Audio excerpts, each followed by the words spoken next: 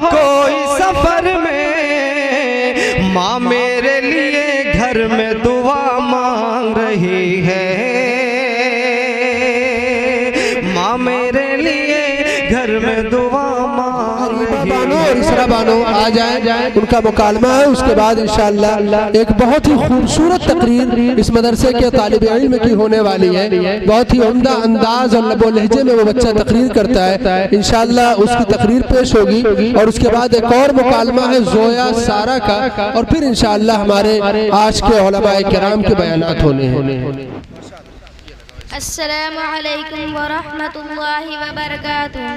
Good night بہن۔ High, میں نے تو آپ کو پہچانا ہی نہیں، اور یہ کیا، ہمارے رسول اللہ صلی اللہ علیہ وسلم نے ہمیں سلام کا طریقہ سکھایا ہے، وہی ہمیں کرنا چاہیے، کیونکہ یہ دعا بھی ہے۔ بچپن کی طرح پہچاننے سے انکار، اوہو آپ تو برا مان گئیں، دراصل آپ نے میک اپ اتنا کر رکھا ہے کہ میں سوچ میں پڑ گئی کہ آپ اسرا ہیں یا کوئی اور۔ لیجئے بہن، آپ نے تو ہم پر طنز ہی شروع کر دیا۔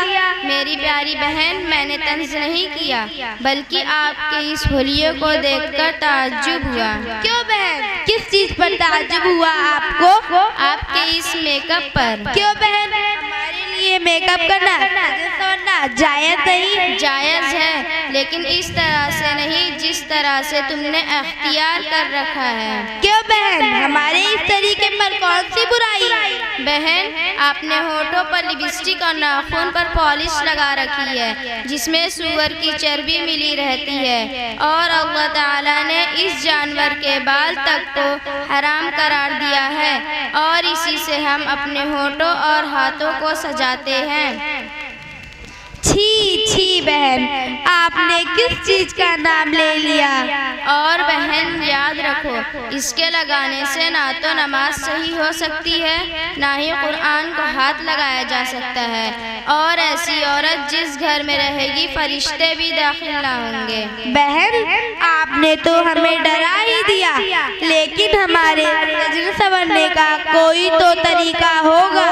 ہاں ہاں، کیوں نہیں، تو بتاؤ وہ کون سا طریقہ ہے؟ بہن، ہم مسلمان عورتیں صبح اٹھ کر کریم، پاؤڈر، لپسٹک کی جگہ وضو کے پانی کو اپنے چہرے پر لگائیں، اور کاجل کی جگہ قرآن پاک کی لوری کو اپنے آنکھوں میں سجائیں، لپسٹک کی جگہ قرآن پاک کی تلاوت کو اپنے ہونٹوں پر سجائیں، اور یہی چیزیں ہمارے چہرے کو نکھار سکتی ہیں اور چمکا سکتی ہیں۔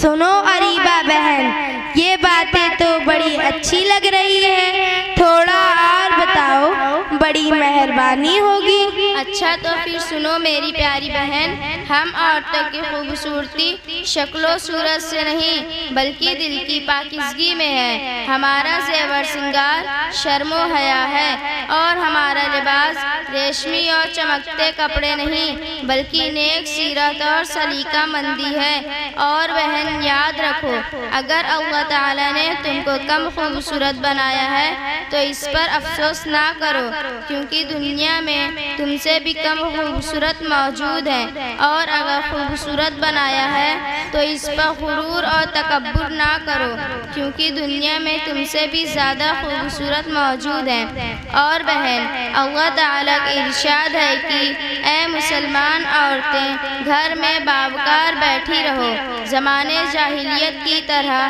بناؤ سنگار کر کے نہ پھرو۔ آئی بات سمجھ شریف میں؟ جی ہاں بہن، آپ نے تو بڑی اچھی باتیں بتائی، لیکن یہ آپ کو کہاں سے معلوم ہوئی؟ ہائے ساتھی، یہ ساری باتیں ہمیں اسلام سکھاتی ہے۔ پھر بھی ٹھیک ہے، لیکن یہ آپ نے کہاں سے حاصل کیا؟ اوہو، آپ کو معلوم نہیں ہے، ہمارے محلے میں کئی سال سے مدرسہ جامعہ عربیہ دارالسلام چل رہا ہے، یہ ساری باتیں ہمیں وہیں پر سکھائی جاتی ہے۔ میری پیاری بہن، تم بھی مدرسے میں آ جاؤ، ہم دونوں مل کر اسلامی طریقہ سیکھیں گے اور اپنی بہنوں کو بھی سکھائیں گے انشاءاللہ۔ انشاءاللہ بہن، میں وعدہ کرتی ہوں کہ اس کام میں آپ کا پورا ساتھ دوں گی۔ ہم دونوں مل کر اس مدرسے کے لیے دعا کریں گے کہ اللہ تعالیٰ اس مدرسے کو دن دونی رات چوگنی ترقی عطا فرمائے اور سبھی تعلیم حاصل کرنے والوں کو کامیابی سے سرفراز فرمائے اور ہم مسلمان کے دل میں اس دین کی قدر پیدا فرمائے اور ہم مسلمان عورتوں کو اس فیشن سے دور رکھیں۔ اچھا میں چلتی ہوں، میری امی بڑی بے چینی سے میرا انتظار کر رہی ہوں گی، لیکن بہن وعدہ کرو آج سے یہ حرام چیزیں نہیں لگاؤ گی۔ بہن میں وعدہ کرتی ہوں آپ سے آج سے یہ حرام چیزیں نہیں لگاؤں گی، اور میری جو بہنیں میری آواز کو سن رہی ہیں میں ان سے بھی عرض کرتی ہوں یہ حرام چیزیں نہ لگائیں۔ جی بہن شکریہ، السلام علیکم۔ وعلیکم السلام۔